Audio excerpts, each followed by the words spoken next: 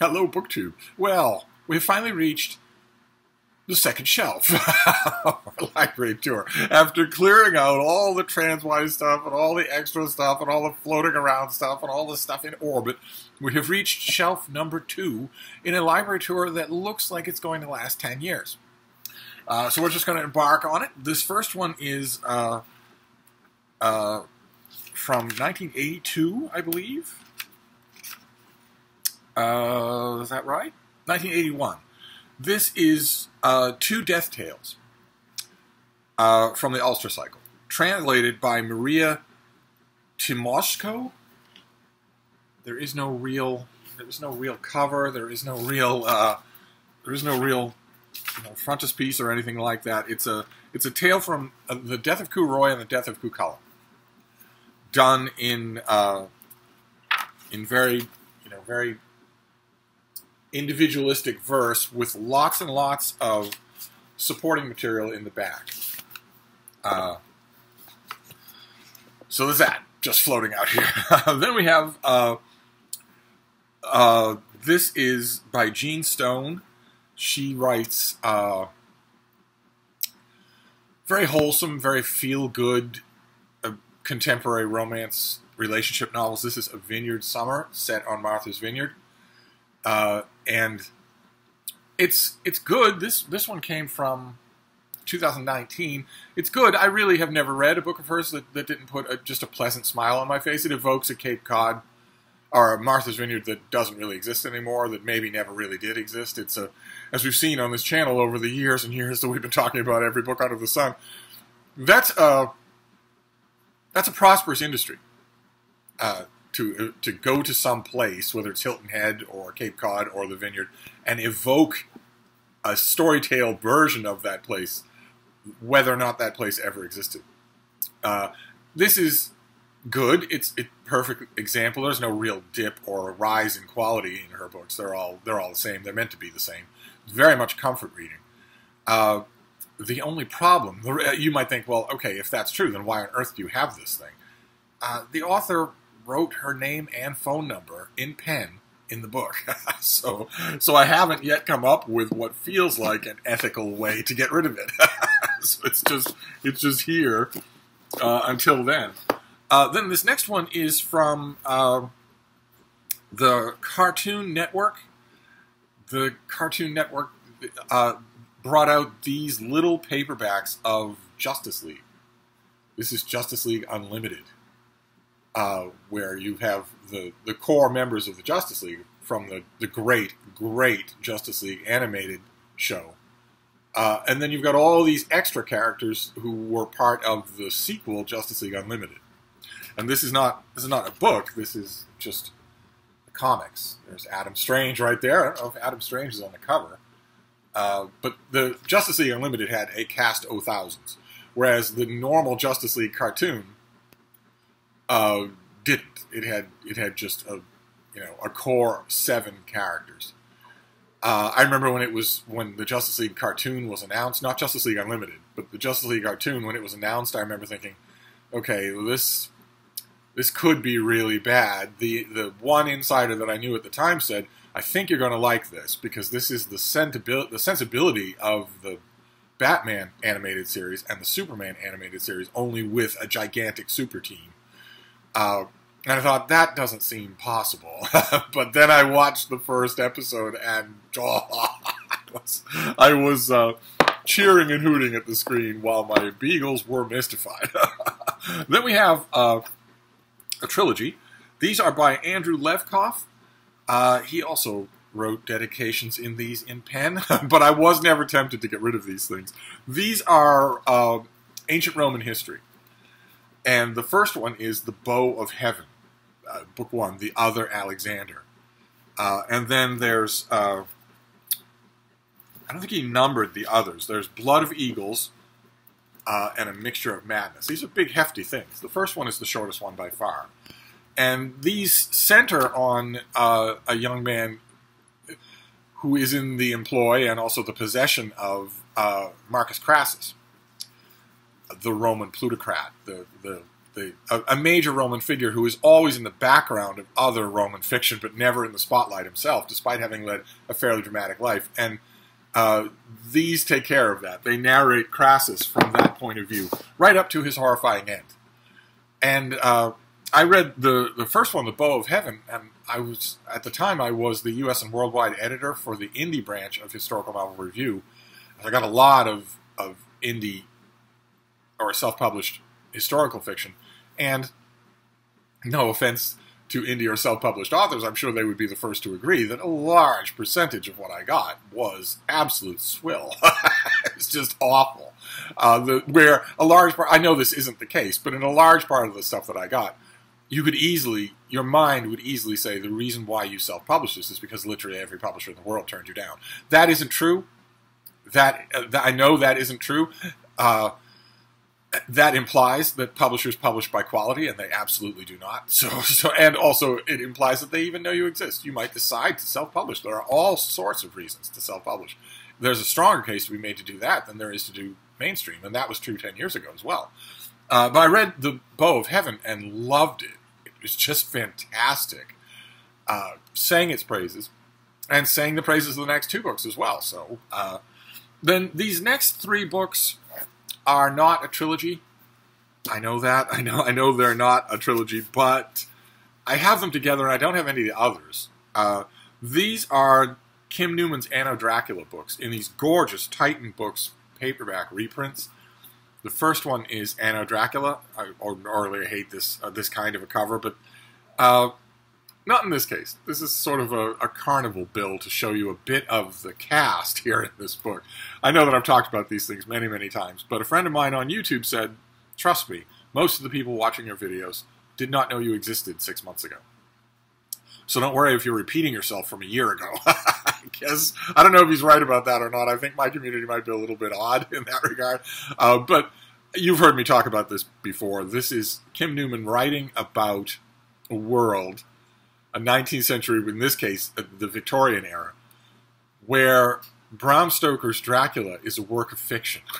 Not because, in the real reason that Bram Stoker's Dracula is a work of fiction, because none of it happened, but rather because it's an alternate version of what actually did happen, which is a genius stroke. I always say, writers, when they get an idea like this in the middle of the night, they must bolt out of bed and just dance around the room. I firmly believe that no matter how creative you are, these kind of ideas don't come to you every day. Kim Newman had the idea, well, Dracula comes from Transylvania. He ships crates of his own native soil. He starts right away to turn the population into vampires. He would succeed. He would succeed. He wouldn't fail at the hands of a bunch of bumpkins and Abraham Van Helsing. He would succeed. So that Bram Stoker's Dracula is a historical fantasy in this world about what would happen if he had actually been stopped, but he wasn't stopped.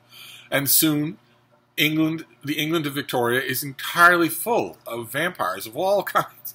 And Dracula himself goes straight to the palace. Queen Victoria has a pivotal role to play at the very end of this book. And Newman decided to just fill this with historical characters from the Victorian era and also every fictional character from the Victorian era that you could imagine. They're either in the book or they're referenced. Lord Greystoke is mentioned. Sherlock Holmes is mentioned as one of the humans that the new vampire overlords of England immediately sent to a concentration camp. Too dangerous to be roaming around. Lots and lots of other characters, including, you can see it right there, her name is Genevieve. And in this world, there are bloodlines of vampires. And how pure your bloodline is and how old it is will determine how powerful you are. Dracula comes from a very old but somewhat shabby and feral bloodline. Genevieve is from an older bloodline and is a more powerful vampire, and yet she's in the minority. Most of the people in this warped Victorian London want to kiss up to Dracula because he has all the political power. They want a place. They want a preferment. They want to live a dissolute life. It's incredible. I cannot recommend it strongly enough. And there were sequels. There's a sequel called The Bloody Red Baron. Look at this beautiful job Titan books did, which moves the scene to World War One. And there are still vampires and half-vampires and vampire get and also immortal humans out there in the world. And we get to meet a lot of them. And of course, all this is taking place against the backdrop of World War One, and featuring Baron von Richthofen and his flying squad, only it's not exactly planes that do the flying. This is also amazing. Just absolutely incredible. Some of the characters that are in here, you won't see them coming. You'll never look at their original works of fiction. The places where you originally find them, you'll never look at those works again the same way. And then there was another sequel. Now, I know that there was more. Something is stuck in this book here. Hang on, let me...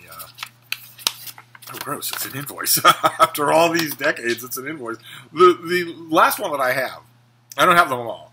The last one I have is Dracula Cha-Cha-Cha, which came out in America as something very bland and boring. It was like Dracula Blood Feast or Feast of Blood or something like that.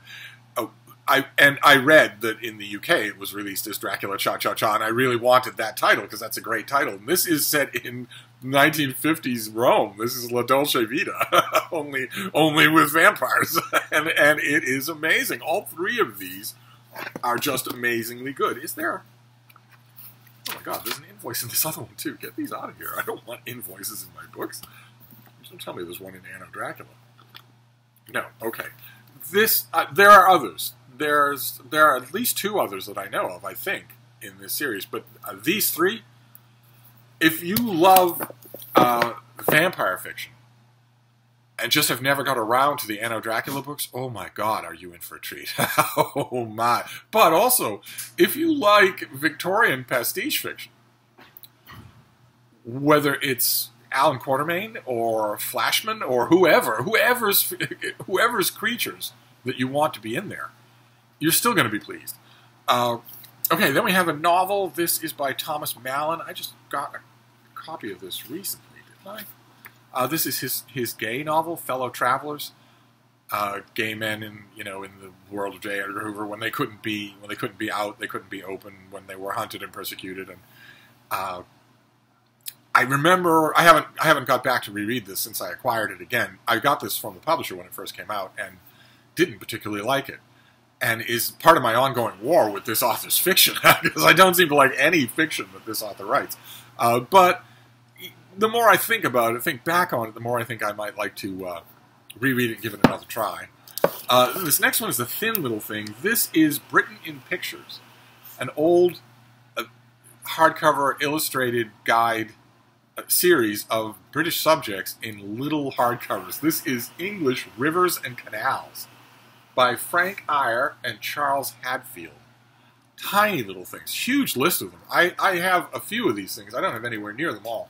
You get illustrations throughout and text to just briefly talk about the subject at hand. And I believe I grabbed this. When did I get this? Did I ever leave a note for myself as to when I got this? Last year. I got this last year. And I think the reason that I did is because at the time that I saw this at the Brattle, I was absolutely obsessed with canal boat YouTube videos. with not boating life in the sense of being out on the water, but narrowboat life. I think I was watching just every video of those that existed and just imagining what this would be like. And the best job, despite the best job that the people in those videos could do, it seems like a nightmare. It seems like a nightmare of petty neighbors and petty regulations and lots of damp and especially cold. They go out of their way not to talk about it, but it was all I could think about. Here, let's put this over here, right? Because if the book is taller, if a book is taller than the others, then you want to put it at the end to clear room for stacking books on top of books. If you've got books going like this, and then one sticking up like this, and then more going like that, you can't stack books on top there. So we'll just make an even plane while we're doing this. Okay, this next one I just recently got at Boston Public Library book sale, I believe. I got this from I think I found this year at the one Boston Public Library book sale that I've been to. Last one I was going to go to. I was absolutely this month. I was absolutely going to go this month. So I got all the way to the subway station, and the sign said, "No subway. Sorry, buzz off."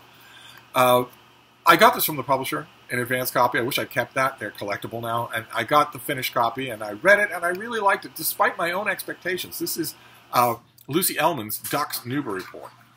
Big fat thing. So when I saw the paperback, I would prefer that it didn't have, this notice up on top there. My original one did not. But when I saw this, I grabbed it because I know that I'll be reading this again. It's a weird, surrealistic, postmodern experimentation in the stream of consciousness narrative. Ordinarily, those are just all the things I hate, but I really liked how this was done. So I know that I'll be rereading it, so I grabbed it. But it is slightly taller than these other books, so it can go at the end. All right. Next, we have, great, Margot Kaufman's book, Clara, The Early Years. This is a dog book. This is about the world's most spoiled pug. It's the author's stories about Clara and her love for pig's ears and the noises that she makes when she's awake and the even more frightening noises that she makes when she's asleep. And it's wonderful. Absolutely wonderful. I should have a shelf dedicated to dog books. I don't. They're all over the place. They shouldn't be. If I reorganize all the books, if David Murphy comes back and we reorganize all the books, maybe I should do it by theme so that I know exactly where everything is and can spot doubles. But this is different from a lot of affectionate dog books in that the Clara is still going strong at the end. Now, this was 25 years ago that this thing came out, so is that right? 1998, yeah, so just about. So you know as well as I do that Clara's not alive anymore. But it doesn't matter. In the world of the book, she's going strong. Whereas, as you know, if you read dog books, that tends not to be the case. You tend to be a three-hanky finish at the end there.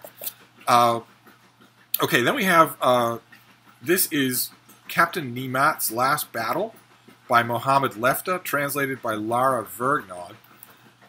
It's gay fiction, it's for the gays. I didn't know quite what to make of this thing. And I don't know what it's doing here. I do have a proto-gay fiction shelf. This ought to be there, at least, but it's not. I didn't quite know what to make of this. This came out in 2022. I reviewed it. If I remember, I'll try to leave a link to the review. I'm doing terrible at that for this library tour. But I'm going to have to get better at it.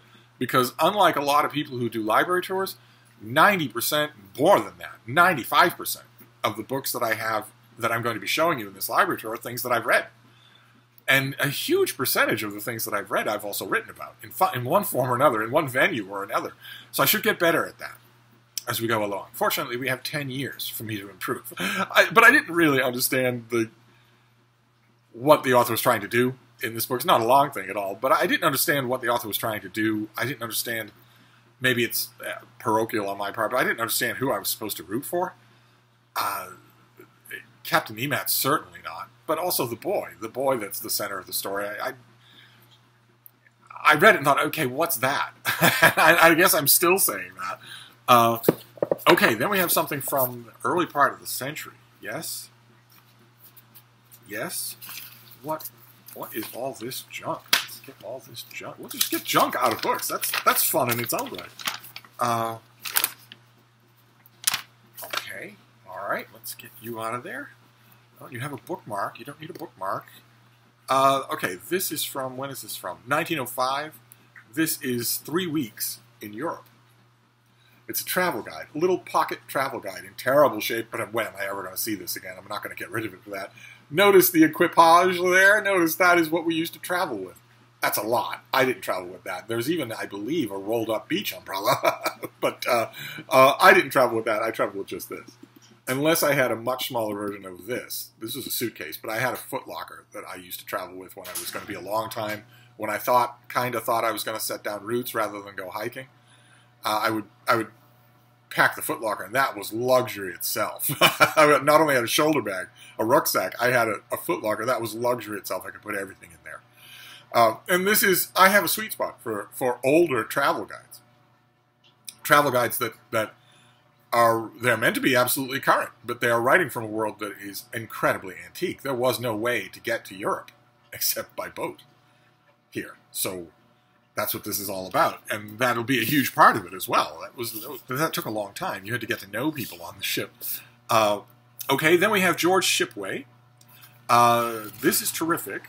Once upon a time, a long time ago, 15 years ago, I had one budding book critic tell me that it was not. But that budding book critic was wrong. This is Imperial Governor. Look at that cover, a bath there. This is a novel about the Boudica Revolt and the Roman imperial machinery that didn't know it was coming, then dealt with it, then dealt with the aftermath. This is wonderful. Shipway is wonderful. I keep meaning to check to see if he wrote anything else. I'm sure that he did. But this was Cassell Books. I don't know that he had anything else printed in America. This is a terrific novel about Roman Britain. A terrific historical novel. I'll have to check and see on him. I'll make all sorts of mental notes about these library tours since we're going to be doing this forever. The bookmark that I took out of that travel thing is from Dearborn, Michigan, Greenfield Village. Does Greenfield Village still exist?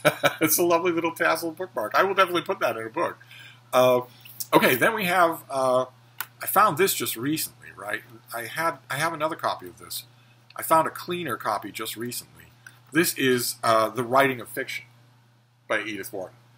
It's a very slim thing on some of her thoughts about writing fiction. It's okay, we're going to do descending size here. It's as big as Duck's Newburyport.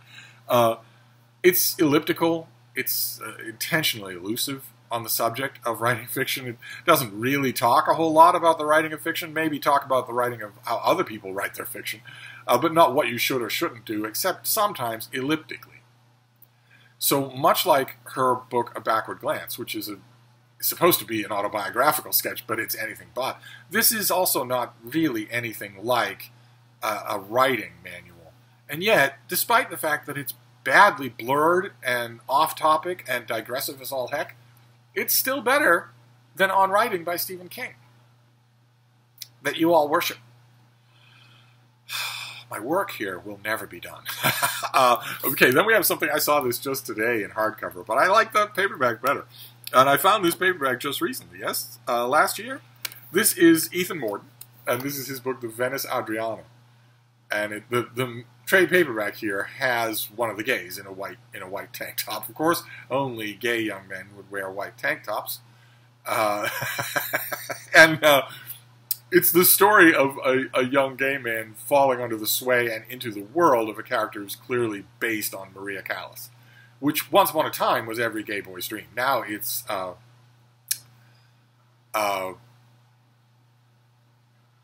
what's her name? Taylor Swift. Now it's Taylor Swift. Think about that. Taylor Swift, music you can listen to, but that it doesn't take anything to understand. Whereas once upon a time, in order to be a kind of esthete gay boy, you had to know opera, and you especially had to want to be Maria Callas, which is why we've got her on the cover there. And I like this. I like it more than anything else that Ethan Mordden wrote. And it is very tall. It is a very tall. Here, let's put this next to Clara. That's a very tall trade paperback. You can see Maria Callas peeking over the top there. So this should go all the way at the end with all the tall things. It should go all the way. It might be the tallest thing we've done so far. Yes, it is. It's even taller than Rivers and Canals. Okay, so we're making progress. I'm good. You're helping. Then this next one is badly cocked, but I love it anyway. This is Steve Jones's book, Almost Like a Whale. And the snarky, the sort of bratty subtitle is The Origin of Species Updated, but really this is just a great, great explication of evolution by means of natural selection, of the natural world before, during, and after Darwin, of what we know since about evolution based on genetics and genetic drift and whatnot. It's a popular account, but it's incredibly readable. My copy is cocked, and I don't seem to be able to uncock it. It used to be much worse. It used to be like that. But I put so much weight and pressure on this thing to get it to be even, and it just won't behave. It just won't behave. Some things, once they get cocked, they just don't want to go back. Then we have a Modern Penguin volume. This is... when did this come out? I got this from the publisher. 2012. So before we were talking to each other, this is The Truth About the Harry Kubert Affair by Joel Dicker.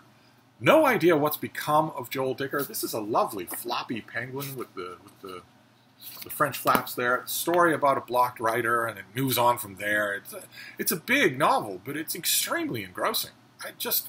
I don't know what's become of Joel Dicker. I'll have to check and see. Maybe I know other books of his, and just I'm not making the connection. The only other person on BookTube that I've ever heard talk about this thing was Juan at Just One Reader. I loved it. Thought it was really, really good. But now I'm not concerned about how good it is. I'm just concerned about how tall it is. I think it's okay. Is it the exact same size as Duck's Newburyport? Yes, it is. Okay. All right. Then we'll move on. We did Almost Like a Whale. Then we have this thing. This is also has the French flaps. This is Somerville Press. This is Bricks and Flowers, an Anglo-Irish memoir by Catherine Everett, which is all about straddling the two worlds from almost a century ago. Being Anglo-Irish in Killarney, I think, in this book. It's quite good. It's a little bit on the syrupy side and also a little bit on the self-pitying side, but I guess the title, the subject sort of lends itself to that. But I really enjoyed it. I'm just checking the size. This is the same size as Duck's Newburyport. I enjoyed it, but as is true with library tours, I am realizing that I did not enjoy it enough to keep it. And I didn't enjoy Captain Nemat's Last Battle enough to keep it. And 3 weeks in Europe, sure, reading old travel guides like that, travel memoirs like that is fun, but there are a lot of them. I don't need to keep this one. I can find others. I don't ever return to this one. And fellow travelers, well, okay, it's a subject matter I like, but Thomas Mallon, I think it's safe to say, is not a novelist that I like. And so on and so forth. Let's just move on. I will deal with the grand cleansing later. Okay, then we have something from Routledge Press. This came out in 2022. This is by Greg Barrick, and it is Criminology on Trump. There is Trump hugging and kissing the American flag, as he routinely does on stage, which is really, really gross. That is weird behavior. But it's because he doesn't want to hug and kiss any human being on stage. That's why he does it. Because he doesn't want to do that to a human being. This is a study of the laws that Trump had broken by 2022, the felonies that he had obviously openly committed, often admitted to. Of course, this book had no conception whatsoever of what is happening now, which is that former President Donald Trump is on trial in Manhattan for felonies. He's not going to be convicted, but still, this is still history, that a former president would be in a criminal trial. He is a former president. He is not president anymore. His lawyers in Manhattan are lying to the judge. In their opening statements, they said, we're going to refer to him as President Trump because it's a name of honor, and he was president, and he's earned it, and that's a lie. That's a lie. The judge didn't press them on it, and the prosecution, of course, can't press them on it. But that's a lie. They are calling him President Trump because they believe he is president. They believe he's the quote-unquote rightful president. Whenever any MAGA people refer to him as President Trump, and they do, because they know the number one rule of their religion. It's not do unto others as you would have them do unto you. That's the religion they grew up in. It's not the religion they have anymore. Their religion is now this guy, this syphilitic real estate swindler from Queens. This is their religion. It's not their politics. It's their religion. And do unto others as you would have them do unto you has been replaced by the number one tenet of Trump's religion, which is he's always watching. So if you are ever in any kind of public-facing scenario, social media, but especially on TV, he's always watching. So you can't displease him.